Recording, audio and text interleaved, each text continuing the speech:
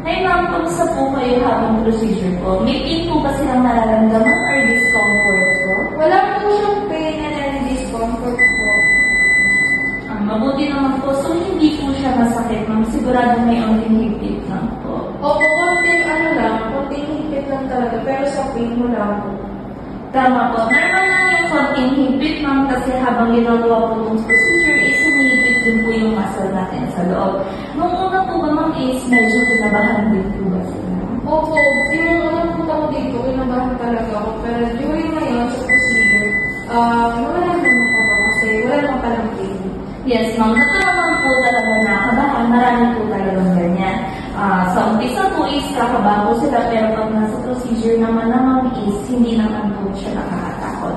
Kung may magtatanong sa inyo, ma'am, na masakit po ba yan, ano po yung sasagot niyo? Wala naman yung pain actually. Yung pain na siguro, i-rate ko siya ng 1 lang siguro dahil sa anesthesia. Pero ngayon, overall, wala naman siyang pain. Tama po. Marami din po kasi nagugulat na gano'n ng kadali. Pwede po din po ba tanongin kung paano niyo po nahanap yung clinic namin? Ano po bang nag-refer sa inyo?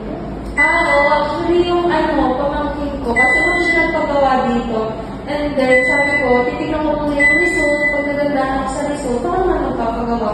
So yun, okay naman yung feeling niya, and then yung result na natuwa ko, kaya ako naman yung nag-procedure ngayon. Ang galing talaga ma'am, no? Mas maganda talaga sa loob pag kakilala nyo or nakapag-train na dito sa clinic namin, happy yung experience niya.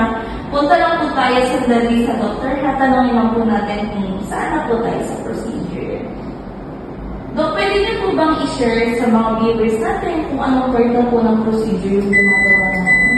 Sure. So, tayo ngayon ay nasa Philippine area na. Since si Karen po ay naghanap ng normal delivery ng ilang beses na po. So, dito sa perineoplasty surgery part ay marami talagang kailangan ayusin. Dahil nga po ay nanganak siya ng ilang beses. So, dito po ay inaayos natin ito at nire-restore at ibalik ang function nito. So, para ay gumagamit ng advanced technology at napaka-safe. Thank you, Doc. So, nasa 2 to 3 na tayo mga 15 minutes to 20 minutes na lang po tapos na po tayo. Okay po. Relax lang po kayo ma'am ha. Pagtapos ng procedure,